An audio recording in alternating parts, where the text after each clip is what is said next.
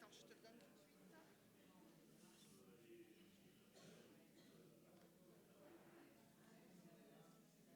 Le Seigneur nous a aimés. Ah, c'est 204.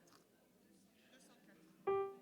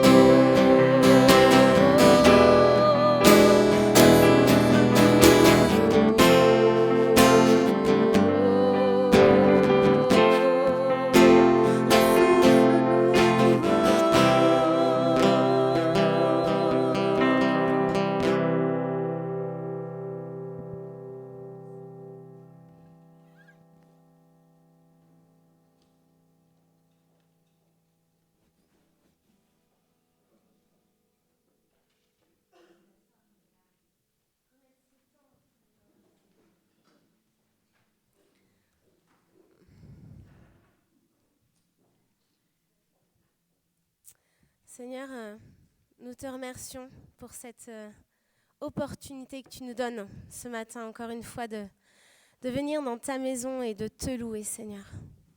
Ce matin, nous demandons à ce que tu puisses conduire ce temps, que ce souffle nouveau dont nous avons besoin, cet esprit qui renouvelle, Seigneur, puisse vraiment descendre sur chacun de nous.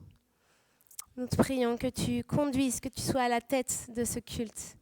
Et vraiment, nous te remercions, nous bénissons ton nom pour ce moment. Amen. Voilà, ce matin, je vous dis bonjour à tous. Bienvenue dans la maison du Seigneur, bienvenue dans ce temple de Mantes-la-Jolie. Alors pour les habitués et puis aussi pour les nouveaux, les gens qui sont de passage, vraiment que vous puissiez vous sentir bien ici ce matin, que vous sentiez que vous êtes dans la maison de Dieu, que vous vous sentiez libre. Et c'est notre souhait.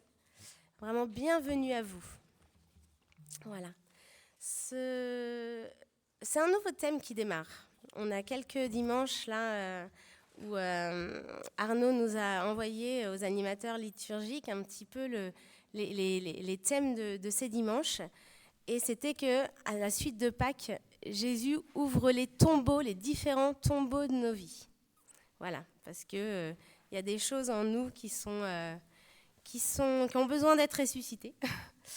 Et ce matin, c'était le thème de la peur. Alors, je vais vous lire ce psaume 91, pour démarrer. Et j'aime bien parce que l'intitulé de ce psaume, c'est « La protection pleinement suffisante de Dieu ». Pleinement suffisante. Celui qui habite sous l'abri du Très-Haut repose à l'ombre du Tout-Puissant. Je dis à l'Éternel, tu es mon refuge et ma forteresse, mon Dieu en qui je me confie. Oui, c'est lui qui te délivre du piège de l'oiseleur et de la peste dévastatrice. Il te couvrira de ses ailes et tu trouveras un refuge sous son plumage. Sa fidélité est un bouclier et une cuirasse. Tu ne redouteras ni les terreurs de la nuit, ni la flèche qui vole durant le jour, ni la peste qui rôde dans les ténèbres, ni le fléau qui frappe en plein midi. 6 000 tombent à côté de toi et 10 000 à ta droite, tu ne seras pas atteint. Ouvre seulement les yeux et tu verras la punition des méchants. Oui, tu es mon refuge éternel. Tu fais du Très-Haut ta retraite. Aucun mal ne t'arrivera, aucun fléau n'approchera de ta tente, car il donnera ordre à ses anges de te garder dans toutes tes voies. Ils te porteront sur les mains de peur que ton pied ne heurte une pierre. Tu marcheras sur le lion et sur la vipère, tu piétineras le lionceau et le dragon. Puisqu'il est attaché à moi, je le délivrerai. Je le protégerai puisqu'il connaît mon nom. Il fera appel à moi et je lui répondrai. Je serai avec lui dans la détresse. Je le délivrerai et je l'honorerai. Je le comblerai de longs jours et je lui ferai voir mon salut. Amen. Il est magnifique ce psaume. Parce qu'il représente un peu toutes les différentes peurs qu'on peut avoir. Et à chaque fois, le Seigneur nous dit comment il va intervenir et comment il va prendre soin. Alors, je lisais quelque chose, c'était sur l'anatomie de la peur. Bon, la peur, je ne sais pas si vous l'avez rencontrée. Moi, ça m'est arrivé maintes et maintes fois. Peut-être que vous êtes bien plus fort que moi. Mais c'est quand même un sentiment un peu étrange, bizarre, qui vient vous prendre au creux du ventre. Ça peut être une panique qui vient vous submerger sans prévenir. Et en vrai, je pense que tout le monde a peur de quelque chose. En tout cas, je ne sais pas pour vous, mais voilà. Pour moi, oui. Donc ça peut être la peur de ne pas y arriver, la peur de l'échec, la peur même d'essayer. Des fois, on a des peurs qui sont tellement profondes que même essayer d'aller dans l'eau, essayer de passer son permis, ça nous dépasse. La peur de dire ce que l'on pense, parce qu'on a peur d'être jugé. La peur de dire non, la peur de manquer matériellement. la peur de décevoir, la peur d'être jugé, la peur de la maladie, la peur de mourir, de perdre ses proches. Il y a plusieurs types de peur et c'est une émotion très humaine. Mais ce que le Seigneur veut, c'est que ça ne dirige pas nos vies. Parce que parfois, quand on regarde à nos difficultés, quand on regarde à ce qui nous... Voilà, les choses que l'on rencontre dans notre vie, il y a de grandes chances, si on revient aux racines de cette difficulté, qu'elles viennent dans la racine de la peur au départ. Et qu'est-ce qu'il fait le diable ? Il utilise cette peur contre nous comme un outil pour nous rendre malheureux, pour nous détruire, pour nous empêcher d'avancer, pour qu'on fasse du surplace. Alors la peur, elle commence comment ? Elle commence souvent sous la forme d'une pensée. Puis après, elle engendre des émotions qui vont être capables de nous gouverner. Il y a des choses qu'on va mettre en place à cause de la peur. Mais ce n'est pas du tout la marche que Dieu veut que nous ayons. Ce n'est pas le fonctionnement que Dieu a prévu pour nous au départ. La peur, elle a commencé à s'infiltrer, parce que l'ennemi, il aime bien utiliser nos pensées pour les diriger contre nous-mêmes. Et alors Satan, il utilise la peur à 100%. Mais le contraire même de la peur, c'est la foi. Et Dieu nous invite à marcher dans la foi. Dans le passage de Timothée 1, verset 7, Dieu ne nous a pas donné un esprit de crainte, de timidité, de peur, mais un esprit de puissance, de force, d'amour et de sagesse. Vous savez ce qui va se passer si on laisse ces peurs s'installer ? La peur du lendemain, la peur de notre avenir, la peur de la maladie, la peur pour nos enfants. Mais après, elles vont devenir très difficiles à déloger, parce qu'on va être dans des mécanismes de peur. Et souvent, c'est une grande cause d'échec, une grande cause de détresse. Pourtant, la Bible, elle mentionne 2 types de peur. La peur dont je viens de parler, là, c'est une peur qui doit être surmontée. Mais la peur, la seule crainte qu'on peut garder, c'est la crainte du Seigneur. C'est pas du tout la même peur. Elle n'est pas du tout fondée sur les mêmes fondements, les mêmes racines. Et celle-ci, elle a des fruits positifs. La crainte de Dieu, la volonté de plaire au Seigneur. Les racines ne sont pas du tout les mêmes. Et la seule crainte que nous ayons à nourrir dans notre vie, c'est la crainte du Seigneur. Le reste, Dieu nous demande d'avoir une marche par la foi. Ce n'est pas du tout un discours culpabilisant, je m'inclus complètement dans ce que je dis, parce qu'il y a des domaines où on va craindre, il y a des domaines où on a peut-être été élevé aussi à une façon d'avoir été éduqué, avec la peur de manquer, la peur de ne pas avoir d'argent sur son compte, la peur de ceci. Et en fait, dans le verset que je vous ai lu, dans le psaume 91, le Seigneur, il prend soin. Le Seigneur pourvoit. Le Seigneur contre vos adversaires. Le Seigneur fait justice. Et dans Ésaïe 41, il nous encourage. N'aie pas peur, car je suis moi-même, le Seigneur nous parle, je suis moi-même avec toi dans ta difficulté, dans ta situation financière, dans tes problèmes au travail, dans ta maladie, dans ta future opération, dans la maladie d'un proche. Je suis moi-même avec toi. Ne promène pas des regards inquiets, car je suis ton Dieu. Je te fortifie quand tu te sens faible, quand tu n'arrives plus à te lever le matin. Je viens à ton secours. Je te soutiens par ma main droite, la main de la justice. Quand vous êtes dans des situations inextricables, que les gens autour de vous vous disent « mais en fait, non, mais ça s'est jamais vu, tu vas te présenter là, mais tu n'as pas le bon diplôme.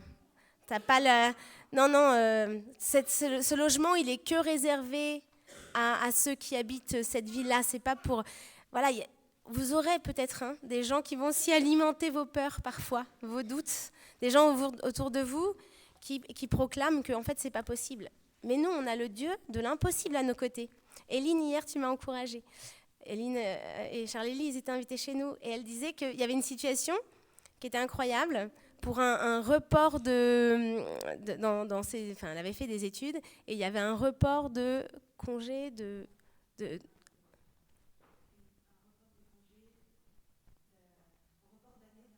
voilà, report d'année d'un concours. Et il fallait une preuve, elle devait fournir une preuve pour avoir ce report accordé. Et en fait, elle n'en avait pas, donc elle n'a pas rempli la case et elle a même fermé le document. Enfin, elle disait que voilà, ça a été envoyé, ça a été accepté. Alors qu'en fait, normalement, selon les... Voilà, vous voyez, il y a les procédures humaines où on se dit, bah voilà, non mais là, c'est pas possible, c'est pas possible, c'est pas possible, ça se fait jamais, ça s'est jamais fait, ça s'est jamais vu, non, ça marchera pas. Et puis après, il y a la procédure de Dieu. Voilà. Et en fait, peut-être que ça n'a pas marché pour un tel, mais ils n'avaient peut-être pas le Seigneur à leur côté qui leur disait, mais en fait, c'est moi qui ouvre le chemin pour toi. Ne promène pas des regards inquiets, car je suis ton Dieu. Moi, je viens à ton secours. Et toutes ces situations impossibles, Dieu renverse les situations. Moi, je l'ai vu maintes et maintes fois. Je suis sûre qu'ici, il y a plein de témoignages de gens qui ont vu des situations impossibles être complètement renversées par l'action du Seigneur. Et en fait, c'est là où se nourrit notre foi aussi. C'est vraiment en proclamant. Il y a beaucoup de versets qui parlent de la peur dans la Bible. Et il y a beaucoup de versets qui nous encouragent dans les moments de peur, qui nous disent « Mais fortifie-toi, je pourvoirai, je prendrai soin de ton lendemain est assuré. » Et j'aime ce chant qui dit « Je me confie en toi, je sais que tu es mon Dieu, mon avenir est dans ta sûre main. » Oui, dans ta sûre main. Notre avenir à chacun, nos soucis, nos lendemains, nos projets sont dans sa sûre main. Quand Jésus-Christ est ressuscité à la Pâque et qu'il est apparu aux femmes, il a dit « N'ayez pas peur ». C'est ça l'esprit de résurrection. N'ayez pas peur. Nous avons un Dieu tout-puissant et il peut agir. Et vraiment, je vous encourage dans vos situations. Je ne les connais pas, vos situations individuelles. Je ne les connais pas, vos situations personnelles. Je ne les connais pas, vos peurs qui remontent depuis l'enfance. Mais Dieu vous connaît. Et c'est le Dieu de l'impossible. Mais juste, faites ce pas de foi. Parce que de plus en plus, on reste dans la peur. De plus en plus, ça va être difficile à déloger.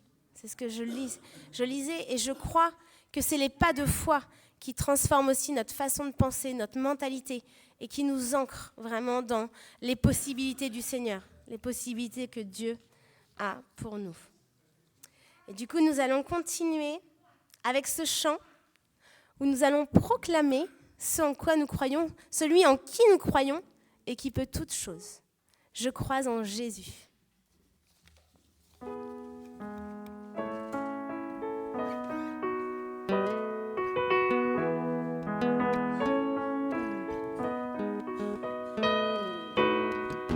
Je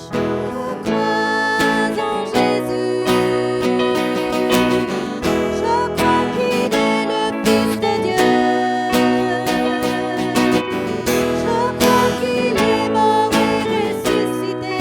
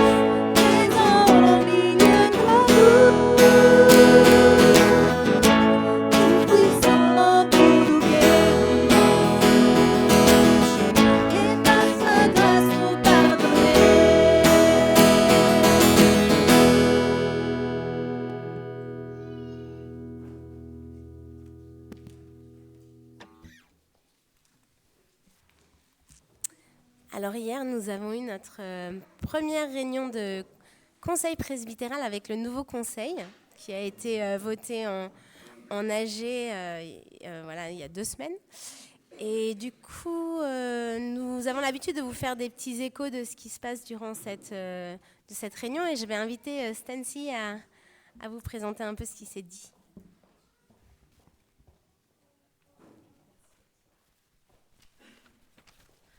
Bonjour à tous, merci pour votre présence ce matin. Donc, je vais vous faire part des thèmes forts qui ont été abordés hier à l'occasion du Conseil presbytéral. Donc, les membres nouvellement élus et les anciens membres du précédent Conseil se sont réunis hier en CP. Donc, ça a été l'occasion pour nous tous d'échanger sur différents sujets. Cette réunion a été notamment l'occasion aussi pour les nouveaux arrivants de participer cette fois-ci de façon plus active aux échanges qui ont été riches et variés. Tout d'abord, Françoise nous a apporté la méditation qui nous a tous édifiés et qui était vraiment de circonstance puisqu'elle portait sur le rôle des membres du conseil presbytéral. Donc elle nous a exhortés sur le fait que nous devons prendre soin les uns des autres et que nous devons faire le lien aussi avec les différentes instances de l'Église comme le synode. C'était très riche et elle nous a parlé notamment des vertus et des valeurs qui étaient nécessaires pour chacun des membres pour servir notamment au sein du conseil presbytéral. Nous avons aussi eu un temps d'échange à propos donc de la commission louange. Donc Eola et puis Sandra nous ont fait part de leur retour d'expérience depuis la création de ce groupe en 2019. Des valeurs du groupe qui sont fortes et qui sont partagées par chacun des membres, ainsi que les pistes d'amélioration qu'elles ont pu identifier et nous exposer à l'occasion. Donc, divers sujets ont été abordés, notamment sur les missions de la louange, mais aussi sur des aspects plus organisationnels et matériels. Et on a relevé tous ensemble que la dimension spirituelle du groupe est un élément fort et qui a nourri et guidé nos réflexions. Dana nous a fait part aussi du retour d'expérience qu'elle a pu avoir s'agissant des réunions Explorer la Bible. Donc, il en ressort que les réunions sont très dynamiques, que les membres sont en expansion et les échanges sont très nombreux. Des petits derniers ajustements sont à faire, notamment sur l'aspect plus organisationnel concernant les supports utilisés ou alors le temps accordé à ce temps d'échange qui peut être plutôt d'1h15 qu'1h30. D'autres points à l'ordre du jour ont été abordés, comme l'organisation mise en place pour assurer la passation de témoins entre les anciens membres et les nouveaux membres du Conseil, sur l'organisation aussi du culte et le déroulement du culte, ainsi que les activités qui s'opèrent au cours du culte. Voilà. Avez-vous des questions ? C'est bon ? Merci à Stancy, oui, c'était un nouvel exercice, mais elle est très naturelle, j'aime beaucoup. Du coup, j'appelle Andrea pour le temps des annonces.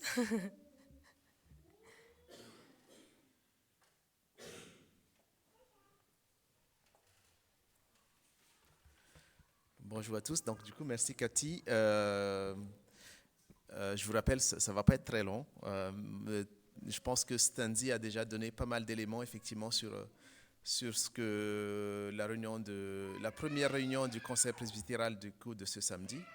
En termes d'annonces, donc on est en vacances scolaires, donc il y a un peu moins d'activités la semaine qui arrive, notamment du coup pendant cette vacances scolaires, pas de formation des enfants également. Donc du coup, voilà, les dates à retenir, c'est plutôt le camp des ados qui va se tenir du 8 au 11 avril, donc les inscriptions sont closes. Donc c'est un camp qui est pas très loin. Donc du coup, au retour du camp, on aura un peu plus d'écho, mais en tout cas, je pense que toutes les places ont été déjà prises. Et merci déjà à nos animateurs, animatrices qui vont organiser ce camp pour nos ados. En termes de calendrier, donc du coup, le dimanche 14 avril, le partage biblique est déplacé. Il me semble, du coup, je regarde aussi vers Marie-Christine. Je pense qu'on va vous communiquer la prochaine date pour le partage biblique. Sinon, effectivement, le groupe de prière du mardi continue à 14 heures. Et du coup, pour le moment, on garde le groupe de prière du CP mardi, mais on en discute aussi par rapport au nouveau conseil presbytéral, si c'est toujours mardi. Mais en tout cas, voilà, 14 heures, groupe de prière pour l'ensemble des paroissiens et à 21 heures pour le groupe de CP. Et du coup, ce jeudi, vu que c'est les vacances scolaires, on n'aura pas de culte, donc ce jeudi. Voilà. Et donc, on vous dira un peu plus les autres activités à venir, notamment par rapport à la newsletter qu'on envoie au début du mois. Au début de semaine. Généralement, c'est le lundi, du coup. Merci à tous et puis on va continuer le culte.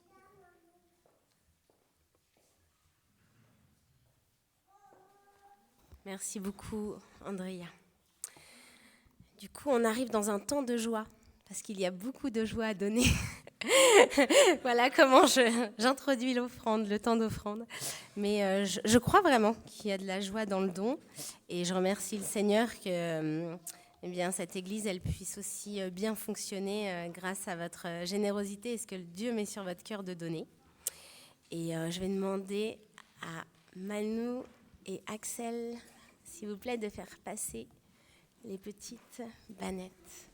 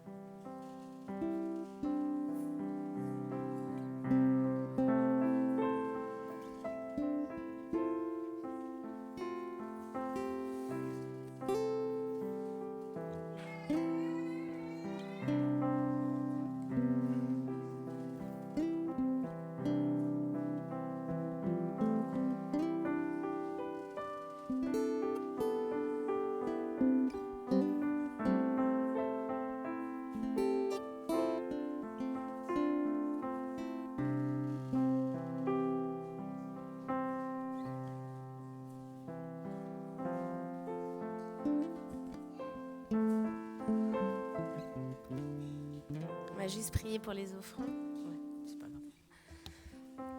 Seigneur, on te remercie. On te remercie parce que tu es ce Dieu qui pourvoit. Tu es ce Dieu qui connaît nos besoins exacts.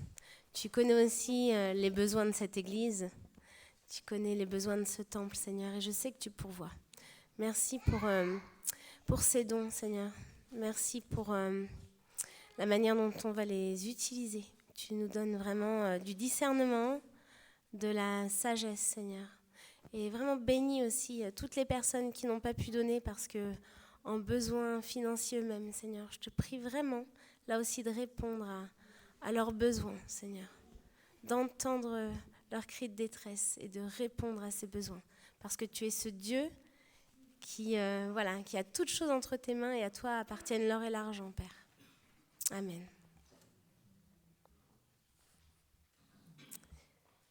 On va rentrer dans ce temps que l'on appelle le temps de repentance et aussi le temps d'absolution, le temps de grâce.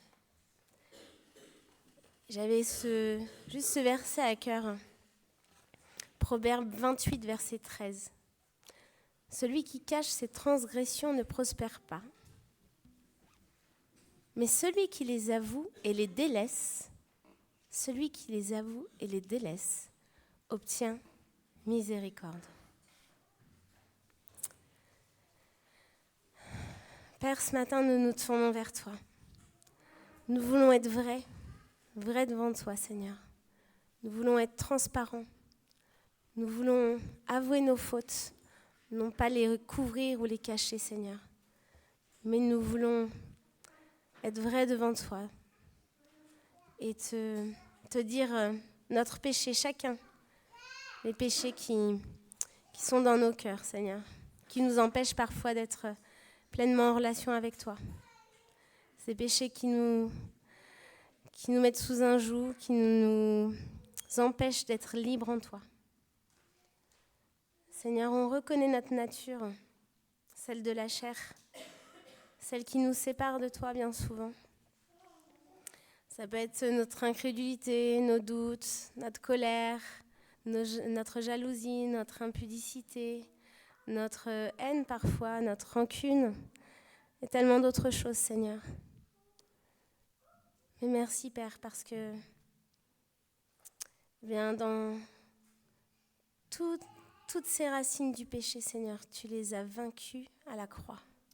Et c'était encore le rappel la semaine dernière, mais chaque jour tu nous rappelles que tu as vaincu, Seigneur, ce péché qui nous accable tant. Toi, tu veux couper chacune des racines de ce péché en nous, Seigneur. Et tu veux vraiment renouveler en nous un cœur pur, un esprit bien disposé. Seigneur, donne-nous cet amour dont nous avons besoin pour pardonner quand on n'y arrive pas. Donne-nous, Seigneur, de vraiment te laisser nos rancunes, nos amertumes, de te déposer nos jalousies, nos colères, notre mensonge. Seigneur, que tout soit déposé devant ta croix. Ce matin, nous voulons repartir libres. Libres, Seigneur. En toi, on a la certitude que nos péchés ont été pris couverts par le sang de l'agneau, par ce sang précieux. Et ce matin, que cette grâce, ta grâce, nous libère, Père. Amen. Nous allons rentrer dans un temps de louange, d'adoration. C'est le groupe qui va nous emmener avec ce premier chant qui dit « Mon secours est en toi ».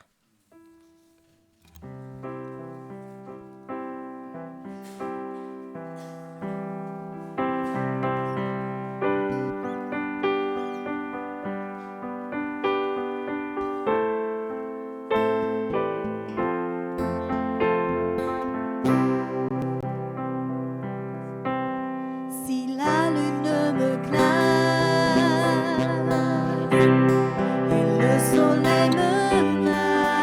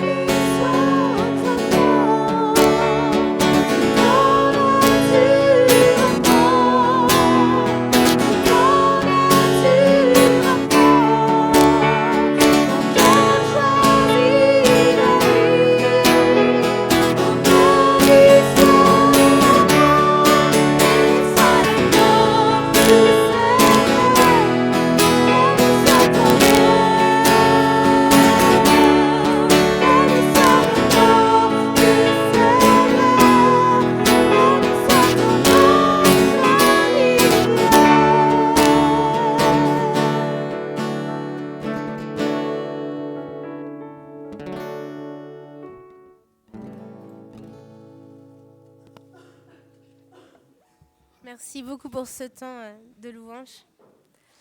Et du coup, on arrive sur un temps que j'aime beaucoup particulièrement, c'est un temps d'action de grâce. Donc pour les gens qui sont des habitués, ils connaissent, mais pour les nouveaux, en fait, il s'agit juste d'un temps où on donne des petits témoignages, parce qu'on sait que là où est l'Esprit du Seigneur, il y a la liberté. Du coup, on donne la liberté à chacun d'exprimer une reconnaissance à Dieu, un sujet de prière qui a été exaucé, quelque chose que Dieu a fait dans leur semaine, pour encourager notre foi les uns les autres. Et du coup, c'est Gérald qui a le micro. Et du coup, si vous souhaitez prendre la parole, il suffit juste de lever la main, comme à l'école. Et du coup, voilà, le micro va tourner et vous aurez l'occasion de pouvoir partager votre action de grâce. Merci, Noël. Merci. Eh bien, moi, j'ai vraiment un sujet de reconnaissance, c'est que mon père est là avec nous aujourd'hui. On a, avec l'âge, les distances deviennent de plus en plus grandes. Et là, maintenant, on a un fauteuil roulant. Donc, c'est possible de venir jusqu'ici. Donc, alléluia. Amen. On est très heureux d'avoir ton papa avec nous, Noël.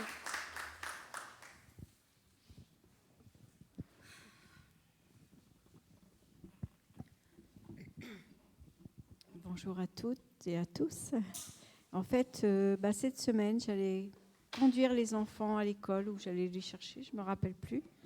Et puis là, est une jeune fille, en fait, elle attend, elle me regarde, je la regarde aussi. Je lui dis, on se connaît? Alors elle me dit, je ne crois pas. Je dis, je ne sais pas, je vous ai vu quelque part. Alors en fait, elle me dit, peut-être. Je dis, vous allez où? Je vais au lycée, là, Notre-Dame. Alors, je vous ai vu à l'église, vous êtes chrétienne? Oui, je suis chrétienne, je vais à Notre-Dame. Alors, mais je vous ai vu encore peut-être ailleurs. À la musique? Oui, j'ai fait 7 ans de violoncelle. Ah, mais je ne sais pas, mais quelque part, je vous ai vu. Bon. Et puis, sur ce, on discute. Il est important de donner, d'avoir Jésus dans notre vie.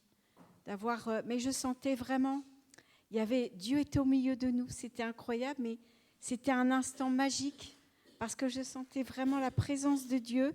Dieu était au milieu de nous et les échanges se faisaient super bien. Et elle m'a dit, écoutez, si on ne se revoit pas, peut-être qu'on se reverra dans le royaume des cieux. C'était vraiment pour une jeune. Je trouvais que c'était vraiment une belle, une confession de foi. Et je l'ai bénie. J'ai dit, peut-être on se reverra, mais voilà, c'était l'inattendu de Dieu. Et sur le chemin, d'Emmaüs, Dieu faisait route avec nous. Voilà.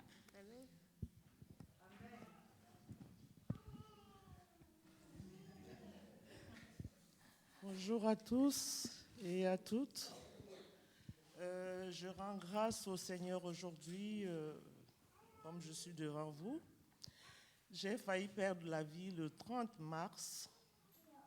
Je suis sortie de l'hôpital vendredi 5 avril. Ma grande sœur, mon grand frère et moi qui vivons en France, nous avons un ami du Cameroun avec qui on a grandi dans un quartier qui vit en Hongrie. Donc il venait en France avec toute sa famille et lui, sachant qu'on est là aussi, il a contacté mon frère que quand il va arriver, il aimerait qu'on se voie et qu'on se fasse un resto. Et ce qu'il a eu à faire, donc mon frère nous a contacté, ma grande sœur et moi. Il est venu à Paris, lui il vit au Mans, et ma sœur vit à Bagneux. Moi je suis au Muro. Quand il est arrivé à Paris, je suis allée le chercher à la gare. Et après on est allé chercher ma sœur à Bagneux. Et on s'est rendu à Paris pour croiser notre ami qui vit en Hongrie. Il est venu avec sa femme hongroise et ses enfants. Après on est allé au resto. Et une fois sorti de la voiture et tout, on se retrouve dans le resto, je perds connaissance. Personne ne comprenait. On a appelé les pompiers et tout. Je me suis retrouvée à l'hôpital. C'est à l'hôpital que j'ai ouvert les yeux. Ils m'ont fait tous les examens qu'il fallait, le scanner, l'IRM. Ils ne voyaient rien. Donc ils m'ont gardé, croyant que ça pouvait revenir, rien. Après, ils m'ont laissé sortir. Là, c'était mon week-end de travail. Et du coup, ils m'ont arrêté un mois. Et que je ne dois rien faire. Et tout. Donc, je rends grâce au Seigneur vraiment. je n'allais plus être parmi vous. Et mes enfants aussi qui étaient tous perdus, ne savaient pas. Je suis bien sortie de la maison pour aller chercher mon frère. On allait tous sur Paris. J'étais bien, je n'avais aucun problème. Et là-bas au resto, je perds connaissance. Donc je me suis retrouvée, j'ai ouvert les yeux à l'hôpital. Donc je rends grâce au Seigneur. Amen. Le Seigneur est notre abri. Hein. Il intervient. Je disais hier aux femmes, il ne dit pas qu'on ne va pas passer par la vallée de l'ombre de la mort, il ne dit pas qu'on ne va pas traverser des choses difficiles, mais le Seigneur, la promesse, c'est qu'il sera toujours avec nous. Et voilà, en fait, c'est ça la vie de chrétien. C'est pas qu'on n'a pas les épreuves comme des gens du monde ou à côté de nous. On vit, nous aussi, les mêmes épreuves dans nos corps, dans nos situations familiales. Par contre, la promesse de Dieu, c'est qu'il se tient à nos côtés. Et là, il s'est tenu à tes côtés. Donc, merci pour ce témoignage. Est-ce que quelqu'un d'autre Oui, Aïe. oui, bonjour à tous. Bonjour. Oui. Alors, je rends grâce aujourd'hui parce que il m'est arrivé quelque chose cette semaine. Comme j'ai su le dire la dernière fois, j'étais malade pendant un moment. Donc, en fait, c'est moi qui m'occupais de mon père. Mon père, il a 93 ans. Mais il est autonome, il est très bien. Mais là, en sortant de la maladie, je me suis rendu compte que mon père, il était plus... Bien sûr qu'il est autonome, mais on voit bien qu'il ne gère plus rien. Bon, il fait un peu les choses à sa manière. Donc, j'ai pris la décision, mon mari et moi avons pris la décision que voilà, je sois plus présente, que la famille soit plus présente. Mais voilà, donc je m'occupe un peu de mon père, je travaille. Et du coup, j'avais rendez-vous en cardiologie, en fait, à l'hôpital pour une pause d'haltère, en fait. Et je me lève le matin, chose que je ne fais pas souvent parce que mon père, en fait, le soir, la nuit, lui, il fait son culte à 3h du matin. Et moi, je fais mon culte à 83 ans, lui, il fait son culte à 3h. Et moi, c'est quand je me réveille. Je fais ma prière, donc on est un peu... Mais ce matin-là, je dis à mon père, je dis, tiens, papa, je vais y aller, mais on va prier. Et bon, il me demande d'abord ce qu'il ne fait pas aussi. D'habitude, c'est lui-même qui prie. Il me dit, mais toi, tu pries d'abord et moi, c'est après. Et donc, moi, je prie. Et là, j'attends. Je dis, bon, je pense que je vais y aller. Et lui se met à prier. Et là, je m'en vais. Je dis, papa, à tout à l'heure. Je vais revenir. À tout à l'heure. J'arrive dans le métro. Il y avait une pagaille énorme dans le métro. Et je commence à chercher les moyens d'y aller. Vu déjà que j'avais un problème à mon genou, donc j'avais du mal à marcher.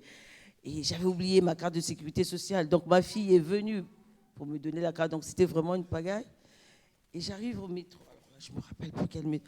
Donc je fais une correspondance. Et là, j'entends le train en train de sonner. Et je dis, mais si je rate encore ce métro-là... D'habitude, je ne cours jamais. Et ça, c'est le truc où, avec mon père, on n'est pas d'accord. Je lui dis, papa, tu ne cours pas. Tu arrives en retard, ce n'est pas un problème. Et moi, j'essaie de courir et là, je glisse. Et je par terre entre le quai et le métro. Et par terre, et là, je dis, ça y est, je cogne ma tête contre la rambarde. Et là, je suis affalée, tout le monde en panique. Je me dis, en fait, quand on a ce truc, on se dit, ça y est, c'est fini, j'ai mes jambes, parce que mon pied gauche, il était coincé entre le quai et le métro. Et là, le chauffeur du métro arrive, on essaie de bloquer le métro, on essaie de regarder. À un moment donné, je me retourne et je sens que j'ai pas vraiment mal, en fait, j'ai pas vraiment mal. Mais le manteau que j'avais une grosse doudoune, a aussi amorti ma chute. On me demande s'il faut faire quelque chose, appeler les pompiers. Moi, je dis non, je me sens bien, relevez là, je me relève, on attend, et puis après, on fait démarrer. Je me sentais bien. Alors, après, je sors, je commence à marcher, et là, je me dis, ça aurait été plus grave. Je dis, mais Seigneur, alors je me suis dit, mais est-ce que c'est bon? Dans ma crédulité, dans ma petite tête, je me suis dit, mais en fait, ce que je ne fais pas, je l'ai fait aujourd'hui. Le Seigneur savait en fait que ce que j'allais rencontrer, était grave, je veux dire, et parce que j'ai vu des accidents comme ça dans le métro et ça s'est pas terminé comme moi. Bon, c'est vrai que j'ai eu mon genou qui a gonflé encore parce que j'étais obligée après de prendre de la canne de mon père pour marcher. Donc, je rends grâce à Dieu. Et donc, j'arrive à l'hôpital, je suis tombée sur une dame, on a commencé à parler de ça. Et ça aussi, ça m'a fait plaisir. À la fin, quand je suis partie, parce qu'elle m'a dit des mots qui m'ont réconfortée. J'ai juste dit à la dame, est-ce que je peux me permettre de vous dire, je vous bénis. Et là, c'est comme si j'avais dit quelque chose je lui avais donné un cadeau, ses yeux se sont illuminés. Et j'ai dit, grâce à Dieu, ce jour-là, j'ai chanté, voilà, c'était... Et juste, Patricia, en fait, moi, j'ai juste un truc qui me venait en tête pendant que tu racontais ton histoire, et je propose que je vais enchaîner avec la prédication. C'est que à cause de ta chute, le métro il a été bloqué. Je suis convaincu, et malheureusement on n'a rien qui le prouve, mais je suis convaincu dans mon cœur que en fait Dieu il a permis aussi à ce que le métro il soit arrêté pendant un certain temps à cause de ta chute et à cause de ce mal là d'un coup qui est venu jusque dans ton genou qui était déjà affaibli, et il a permis à ce que par un effet domino que d'autres sortent de lieux de détresse. Et il y a des fois, vous voyez, on est sur notre zone, là, en train de regarder pile poil ce qui arrive à nous et nous-mêmes. Et le temps d'action de grâce, il a pour objectif de parler de vous, parce que Dieu est un Dieu incarné et qu'il vient s'adresser à vous personnellement, parce que Dieu, il vous a créé un corps, il vous a créé une âme, il vous a donné son esprit, et il vient comme ça impacter vos vies directement, individuellement, et on est là pour dire, ok, dans mon être là, dans mon corps, dans mon âme, dans mon esprit, Dieu est en train d'agir, sauf qu'en fait, à côté de nous, à côté de la personne que nous sommes, à côté du grain de sable que nous sommes, Dieu, il est en train de faire du bien aussi au reste de la création. Et ça, malheureusement, on n'en a aucune idée, on y va juste par la foi. On y va juste avec confiance en disant, Dieu, il maîtrise à la fois là ce qui se passe en ce moment même dans le temple de Mantes-la-Jolie, mais ce qui se passe aussi à l'autre bout du monde. Dieu, il maîtrise à la fois ce qui se passe aujourd'hui en ce 7 avril 2024, mais il maîtrise aussi ce qui va se passer dans 100 ans. Amen ? Amen. Avant de prendre la prédication, avant de prendre le texte biblique, moi je veux juste rendre grâce à Dieu sur le fait que Anastasia, elle soit avec nous. Anastasia, il y a un an, un tout petit peu moins d'un an, c'était le 9 avril. Donc j'espère que dans 2 jours, maman, elle va te souhaiter un joyeux anniversaire, Anastasia. Dans un an, le 9 avril 2023, c'était Pâques, et on a célébré le baptême d'Anastasia. Et avant même qu'elle le sache, Dieu a dit, je t'ai adopté, je te connais par ton nom, tu es à moi, je te délivrerai. Amen. Amen. Et en même temps, on bénit le Seigneur sur le fait que la grande sœur d'Anastasia, elle soit auprès de leur papa, à toutes les deux, là, en ce moment. Et on prie pour la protection de Sofia, là-bas, en Ukraine, avec ton mari, Victoria. Ok, lecture du jour, c'est dans l'Évangile selon Jean, nouveau cycle de prédication sur... Peut-être, Nicolas, est-ce que tu peux juste nous mettre l'affiche du mois, s'il te plaît ? Parce qu'elle fait un peu peur. Il y a des églises de notre groupe d'églises, là, de Vous êtes le temple, qui ont dit « Oh là là là là là là, ça fait un peu peur, cette affiche. » Je ne sais pas si vous apercevez, c'est un cimetière. Et juste devant le cimetière, je vous avoue qu'on a un peu triché. Juste devant le cimetière, c'est une vraie photo au départ, juste devant le cimetière, il y avait un panneau avec marqué « Dépose minute ». Et on s'est dit, ce serait pas mal ça comme titre de cycle de prédication, Dépose minute, juste devant le cimetière. Et c'est une vraie photo, c'est dans un vrai cimetière dans la Somme. Mais finalement on a changé le titre, on a dit prière de ne pas stationner, et du coup j'ai un peu triché, on a modifié la pancarte, mais au départ c'est une vraie photo avec cette vraie pancarte, avec du coup là normalement dépose minute, prière de ne pas stationner. Et pendant ce temps de prédication là qui va nous conduire jusqu'à la Pentecôte, jusqu'à l'Ascension pardon, on va étudier les moments où Jésus il apparaît à ses disciples dans l'Évangile selon Jean. Et donc aujourd'hui, Jean chapitre 20, versets 19 à 29. Ce même dimanche, c'est le dimanche de la résurrection, c'est le dimanche où les femmes elles sont allées au tombeau. et que le tombeau, la pierre avait été roulée. Ce même dimanche, elles y étaient allées le matin tôt, c'était l'aube, il n'y avait pas encore vraiment le soleil, et c'était encore la pénombre, nous dit l'Évangile selon Jean. Mais donc ce même dimanche, mais cette fois-ci dans la soirée, les disciples étaient dans une maison dont ils avaient verrouillé les portes, parce qu'ils avaient peur des chefs des Juifs. Jésus vint, il se trouva là au milieu d'eux, et il leur dit « Que la paix soit avec vous ». Tout en disant cela, il leur montra ses mains, son côté. Les disciples furent remplis de joie parce qu'ils voyaient le Seigneur. « Que la paix soit avec vous, leur dit-il de nouveau. Comme mon Père m'a envoyé, moi aussi je vous envoie. » Après avoir dit cela, il souffla sur eux et il continua « Recevez l'Esprit Saint. Ceux à qui vous remettrez leurs péchés en seront effectivement tenus pour quitte, et ceux à qui vous les retiendrez en resteront chargés. » L'un des 12, Thomas, surnommé le jumeau Didyme, n'était pas avec eux lors de la venue de Jésus. Les autres disciples lui dirent « Nous avons vu le Seigneur !» Mais il leur répondit « Si je ne vois pas la marque des clous dans ses mains, si je ne mets pas mon doigt à la place des clous, si je ne mets pas la main dans son côté, je ne croirai pas. » 8 jours plus tard, les disciples étaient de nouveau réunis dans la maison. Cette fois-ci, Thomas était avec eux. Jésus vint alors que les portes étaient verrouillées. Il se tint au milieu d'eux et il leur dit « Que la paix soit avec vous. » Puis il dit à Thomas « Place ton doigt ici, vois mes mains, avance ta main, mets-la dans mon côté. Ne sois pas incrédule, mais crois. » Thomas lui répondit « Mon Seigneur et mon Dieu. Parce que tu m'as vu, tu crois, lui dit Jésus. Heureux ceux qui croient sans avoir vu. » Amen. Parole du Seigneur. N'aie pas peur. Tu nous as dit tout à l'heure à plusieurs reprises dans le moment d'introduction à cette célébration. Vous avez peut-être déjà entendu que l'expression « n'ayez pas peur » ou « n'aie pas peur », on raconte qu'elle est donnée 365 fois dans l'ensemble de la Bible. Je vous avoue que selon votre traduction de la Bible, vous ne trouverez pas forcément 365 fois. Je vous le dis tout de suite, si vous faites une recherche, peut-être qu'il y aura un peu moins, peut-être qu'il y aura un peu plus. Mais on a pris cette habitude de dire que c'est 365 fois parce que tous les jours, on a besoin de réentendre cette parole de Dieu qui nous dit « n'aie pas peur ». Mais plus que « n'aie pas peur », n'ayez tous ensemble pas peur. Parce que le monde est angoissant, parce que votre environnement est angoissant, parce que vos familles peuvent être déstructurées, parce qu'il peut y avoir des conflits que vous n'arriverez pas à résoudre.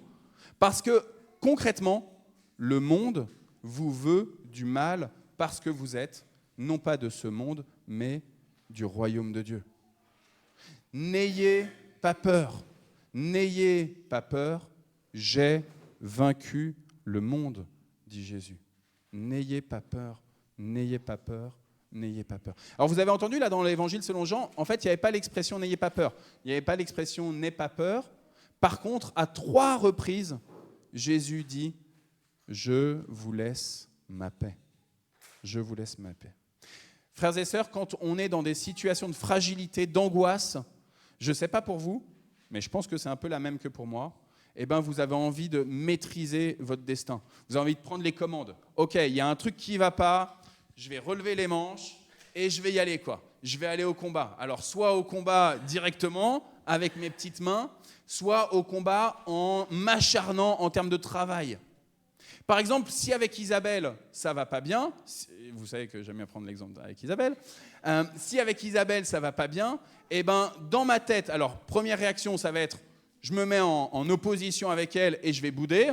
Je ne veux plus lui parler. C'est une manière de faire combat que de partir. C'est une manière de dire « Ok, tu as gagné, c'est bon, je ne veux pas m'énerver. » Ou alors, deuxième réaction, quand elle vient me voir et qu'elle me dit « Mais il faut qu'on se réconcilie, il faut qu'on essaye. » Eh bien, j'essaye d'avoir raison. Donc, avec mes petits bras, avec mes arguments, je vais essayer de lui dire que c'est moi qui ai raison. Et puis sinon, troisième possibilité qui peut arriver, c'est que je vais essayer de redoubler d'efforts pour ressusciter tout son amour et tout mon amour. Mais dans tous les cas, dans les 3 cas, je n'ai pas agi en ayant d'abord la certitude que Dieu, que Jésus me donne sa paix. N'ayez pas peur. Je suis un Dieu qui vient réconcilier le monde. N'ayez pas peur. Je suis un Dieu qui maîtrise, qui est alpha et oméga. Je suis un Dieu qui était, qui est et qui sera.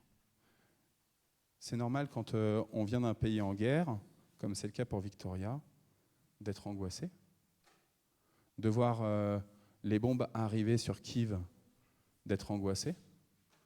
C'est normal quand, j'imagine, Victoria, quand tu as laissé Sophia partir avec à la fois la joie de te dire, super, elle va aller voir son papa un petit peu, elle a 10 ans, elle va aller voir son papa, elle va pouvoir faire son anniversaire, et en même temps, de sentir en soi-même, mais et mon bébé, quoi. Mon petit bébé qui a 10 ans, qu'est-ce que je fais ? Est-ce que je le livre pas à la mort ? Qu'est-ce qui peut se passer ? Est-ce qu'il ne peut pas y avoir une tragédie ? Il y en a tellement, et tu en as tellement des amis déjà qui ont perdu la vie là-bas. Et pourtant, Jésus vient dans l'angoisse des disciples, et je parle bien d'angoisse, dans l'angoisse des disciples, en disant « Je vous laisse la paix ». Frères et sœurs, la paix, on ne peut pas la gagner par nous-mêmes.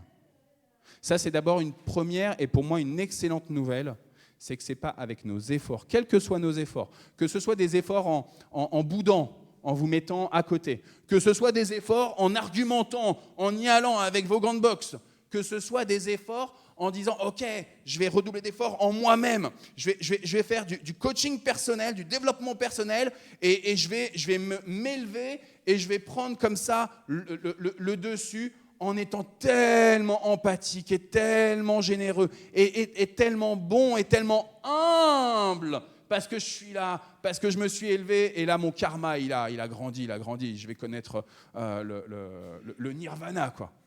Vous voyez de quelle religion je parle, hein ? Ce n'est pas la foi chrétienne. Frères et sœurs, première excellente pour moi nouvelle, c'est Jésus et Jésus seul qui donne la paix. Et il est capable d'amener la guerre, mais il est capable aussi d'amener la paix. Il y a un temps pour tout, dit l'Ecclésiaste. Il y a un temps pour pleurer, il y a un temps pour se réjouir. Il y a un temps pour détruire, il y a un temps pour construire. Il y a un temps pour faire la guerre, il y a un temps pour faire la paix. Sœurs et frères, ce temps-là, c'est le Christ qui le donne. Parce que l'évangile selon Jean, ce même évangile selon Jean, chapitre 20 qu'on vient de lire, ce même évangile selon Jean nous dit dans son premier chapitre, « Au commencement était la parole, et tout a été créé par elle. » Frères et sœurs, Christ peut mettre la paix profondément dans ce monde. Christ peut mettre la paix profondément dans vos familles. Christ peut mettre la paix profondément dans vos lieux, dans votre environnement professionnel, amical. Christ peut mettre la paix profondément en vous. Vous n'avez rien à faire en termes d'œuvres, en termes de bonnes œuvres, en termes d'action, en termes de réaction. Vous n'avez rien à faire si ce n'est que de recevoir cette paix du Christ. Invitez Jésus. Vous avez remarqué, il rentre dans la maison et les disciples, ils avaient fermé la porte à clé de la maison. C'est la réaction normale. Quand vous êtes chez vous, je ne sais pas si vous fermez les portes à clé. Moi, j'ai vécu quelques années en Suisse. J'ai vécu 6 ans en Suisse. C'est un truc qui était complètement dingue pour moi. C'est qu'en Suisse, là-bas, dans une ville du canton de Bâle-Campagne, personne ne fermait les portes à clé. Je ne sais pas, Dorothea, si les dernières fois qu'avec Hans-Jörg, vous êtes allé en Suisse, si canton de Zurich, etc., c'est comme ça. Mais là, canton de Basel-Land, les gens ne fermaient pas la porte à clé. Ils quittaient la maison et ils ne fermaient pas la porte à clé. Moi qui viens du 93, c'était impensable. Quitter la maison sans fermer la porte à clé. Quitter la voiture sans fermer la porte de la voiture à clé. Mais c'est impensable. Moi, quand j'étais enfant, j'avais un espèce de toc. Quand j'avais mes clés, j'avais ma petite lanière autour du cou avec mes clés, là. Maintenant, je crois que ça ne se fait plus trop. On a un peu peur que ça soit dangereux et que les enfants ils s'étouffent. Mais donc, j'avais ma petite cordelette avec les clés. Je sortais de la maison, je fermais la porte à clé, je descendais les escaliers, j'allais dans la rue et je me disais, est-ce que j'ai bien fermé la porte à clé ? Vous voyez le toc là qu'on peut avoir ? Et je remonte et je vais fermer la porte à clé. Non, c'est bon, elle est fermée. Et je repars et je me dis, mince, ça se trouve, je l'ai rouverte en fermant la porte à clé. Donc hop, je remonte. Alors, Patricia, j'entends qu'il ne faut pas... On s'en moque un peu si on est en retard, c'est pas grave, c'est ce que tu dis et tu as raison. Du coup, moi, pour ça, je partais beaucoup de temps avant d'aller à l'école pour être sûr de ne pas être en retard, parce que je me disais, je sais qu'il va falloir que je vérifie plusieurs fois la serrure. Et là, ça, c'est la serrure, hein, mais il y avait le cartable que je vérifiais 50 fois si je n'avais pas oublié des affaires. Hein. Il y en a qui ont eu ce type de toc. Levez pas la main, vous le gardez pour vous-même. Je confesse devant vous. Hein. Les disciples, ils sont angoissés parce qu'ils ont peur pour leur vie. Parce qu'ils se rappellent très bien que le moment où Jésus il a été attrapé, qu'il a été jugé, ils ont tous fui et que Pierre même a renié le Christ parce qu'il avait peur pour sa vie. Aujourd'hui, on peut dire « Ouais, moi je suis un super chrétien, je suis prêt à vivre le martyre pour Christ, il est le centre de ma vie, c'est pas grave, si je meurs, alléluia, je rejoins le Seigneur. » Ouais, enfin, si quelqu'un est avec un couteau devant toi et qu'il est prêt à intenter à ta vie, si quelqu'un est avec un couteau devant toi et qu'il est prêt à intenter la vie de ton enfant ou de ton époux ou de ton épouse pour que tu renies Christ, bah, tu ne feras pas le fier comme ça. Tu ne feras pas le fier comme ça. Et il y a de fortes chances que, comme les disciples de Jésus, bah, toi aussi, tu essaies de prendre la fuite. Toi aussi, tu essaies de prendre la fuite. Toi aussi, tu essaies de retrouver une maison dans laquelle tu vas fermer la porte à clé. Et tu vas même essayer de trouver une maison avec une serrure 5 points pour bien fermer chaque point de la serrure. Et tu vas aller barricader les fenêtres. Tu vas mettre des planches à tes fenêtres pour être sûr de devenir invisible. Mais tu n'es pas un invisible. Mon frère, ma sœur, tu n'es pas un invisible. Et tu ne seras jamais un invisible parce que, comme je le disais tout à l'heure, Dieu, il t'a créé avec un corps, il t'a créé avec une âme et il a soufflé son esprit en toi. Tu n'es pas un invisible, tu ne seras jamais un invisible. Ni aux yeux de Dieu, ni aux yeux de l'ennemi de Dieu. Il te repère, hein. Le jour où tu as accepté Jésus dans ta vie et si tu as marqué avec un baptême, le jour où tu as reçu le baptême, tu as eu une cible, hein, sur ton front. Et cette cible, tu ne peux pas dire « Ok, c'est bon, j'efface ». Dans la tradition catholique et luthérienne, celle dont je viens, le mercredi des cendres, le premier jour du carême, il y a un temps particulier où on reçoit des cendres et où on en fait un signe de croix avec des cendres, avec du charbon. Après, une fois que tu vas à un culte où on te met des cendres comme ça, tu es dans le métro avec tes cendres. Mais le lendemain, tu ne les as plus, les cendres, elles ont disparu. Mais le jour où tu as accepté Jésus dans ta vie, le jour où tu as dit « Jésus, tu es mon Seigneur et mon Sauveur », tu es mon Seigneur et mon Dieu, comme Thomas. Le jour où tu as dit cela, alors Dieu te dit, tu es mon enfant bien-aimé. Je mets tout mon plaisir en toi, comme je l'ai mis en Christ. Et je vais te conduire jusque dans l'éternité. Et le jour où Dieu a dit cette parole-là, les démons, ils ont dit, oh là là là là là là, on va lui faire la misère. Et on va montrer au monde entier que la personne, elle va lâcher Christ. On va montrer à Dieu que la personne, elle va lâcher Christ. Vous savez, comme ce dialogue entre Dieu et Satan dans le livre de Job. On va montrer, nous les démons, que la personne, elle est capable de chuter exactement comme quand le Satan est en train, de manière minutieuse, de manière fine, est en train d'essayer de faire tomber le Christ dans le désert.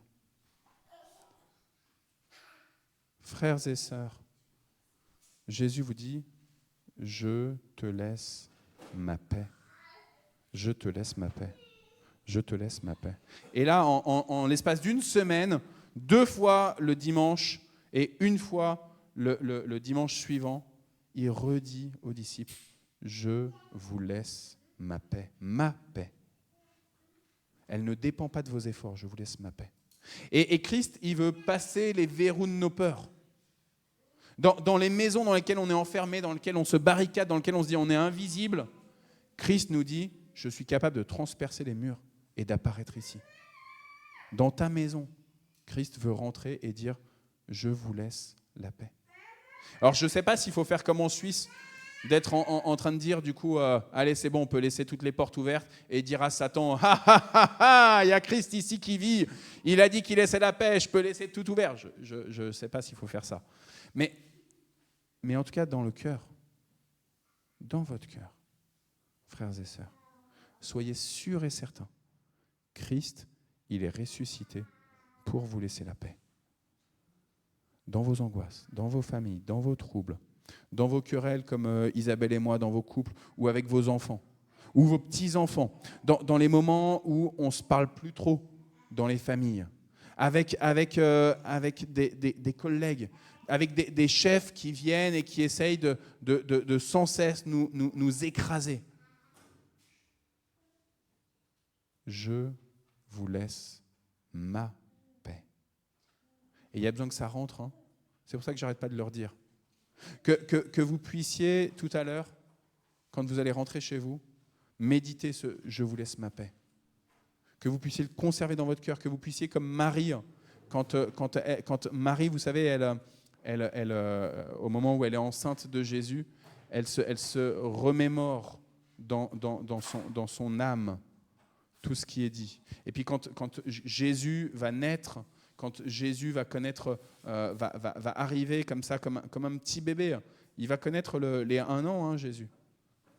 Et elle va continuer de se remémorer. Et quand ils vont le présenter au temple de Jérusalem, elle va continuer de se remémorer. Que vous puissiez remémorer dans votre âme, au plus profond de votre âme, que vous puissiez réentendre. Jésus vous dit, je vous laisse ma paix. Soyez bénis, frères et sœurs.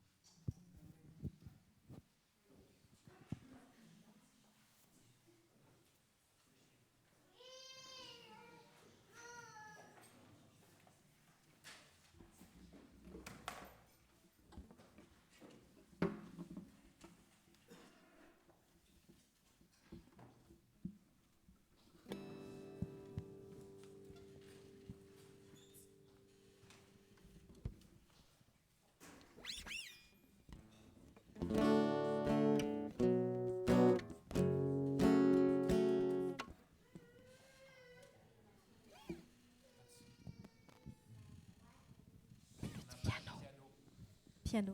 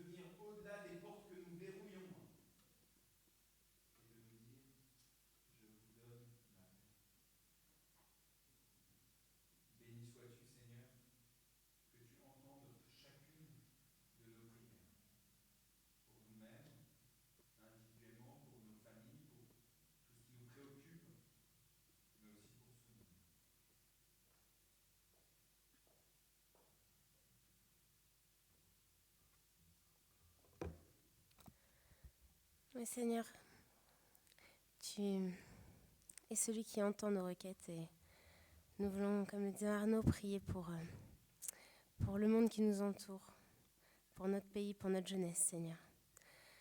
Seigneur, merci parce que nous savons que tu nous donnes ta paix, malgré un monde brisé, déchaîné, dans la guerre et la haine, la violence, Seigneur. Tu dis que tu nous donnes ta paix dans notre pays qui est aussi en division, en rébellion, en souffrance, avec des situations de précarité, de pauvreté. Seigneur, tu nous dis que tu nous donnes ta paix pour notre jeunesse qui souffre, qui se perd, qui tombe dans des addictions, dans l'agressivité, dans la violence, la haine. Seigneur, tu dis que tu nous donnes ta paix pour notre ville de Mantes-la-Jolie, Seigneur, qui a vraiment désespérément besoin de toi, qui a besoin d'entendre parler de ton royaume, de ta bonne nouvelle, Seigneur. Tu dis que tu nous donnes ta paix dans notre travail, dans des situations compliquées, dans parfois la recherche d'un emploi. Et Seigneur, tu nous dis que tu nous donnes ta paix dans nos familles, dans des situations familiales complexes, dans des séparations, dans des conflits, Seigneur. Tu dis que tu nous donnes ta paix dans notre propre vie, dans la vie de chacun. Tu dis que tu nous donnes ta paix dans notre corps, quand on vit la maladie, quand on a des problèmes de santé, quand ça peut être aussi dans notre santé mentale. Tu nous dis que tu nous donnes ta paix dans nos pensées qui sont parfois pleines d'angoisse, pleines de doutes. Et Seigneur, merci parce que nous nous attachons à cela. Nous croyons que tu nous laisses ta paix. Amen.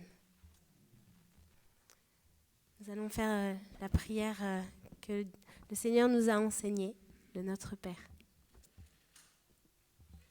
Notre Père qui es aux cieux, que ton nom soit sanctifié, que ton règne vienne, que ta volonté soit faite sur la terre comme au ciel. Donne-nous aujourd'hui notre pain de ce jour. Pardonne-nous nos offenses, comme nous pardonnons aussi à ceux qui nous ont offensés. Et ne nous laisse pas entrer en tentation, mais délivre-nous du mal. Car c'est à toi qu'appartiennent le règne, la puissance et la gloire pour les siècles des siècles. Amen. Voici, dit le Seigneur, je me tiens à la porte et je frappe. Si quelqu'un entend ma voix et ouvre la porte, j'entrerai chez lui, je prendrai la scène avec lui et lui avec moi. Maranatha, viens Seigneur Jésus, viens bientôt. Seigneur, je ne suis pas digne que tu entres chez moi, mais dis seulement une parole, et moi, ma maison, mon serviteur, nous serons guéris. Frères et sœurs, je vous invite à former un cercle de communion et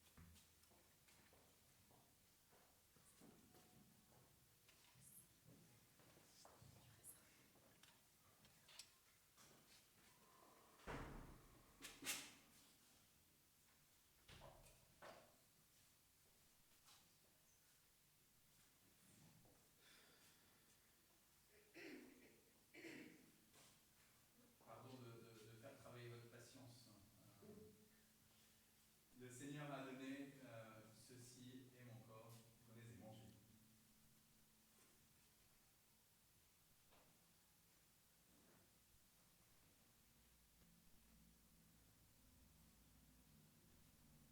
Puis avec la coupe, il a dit, ceci est mon sang, prenez et buvez.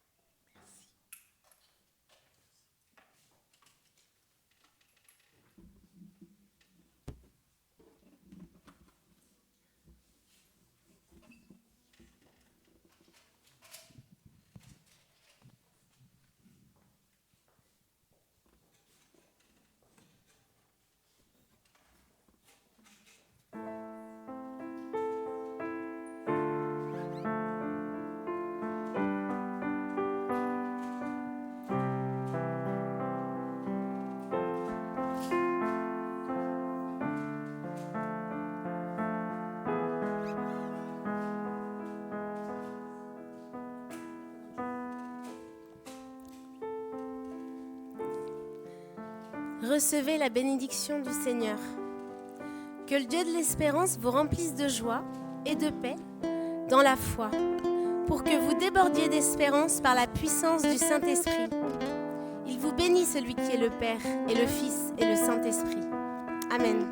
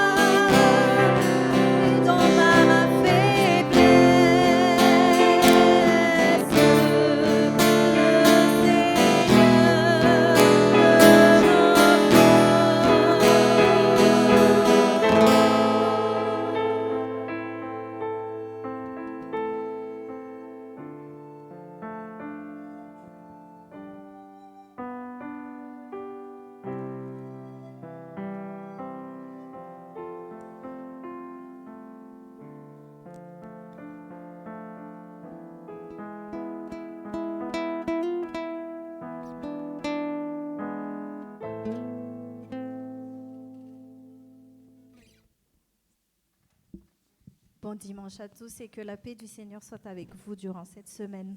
Amen.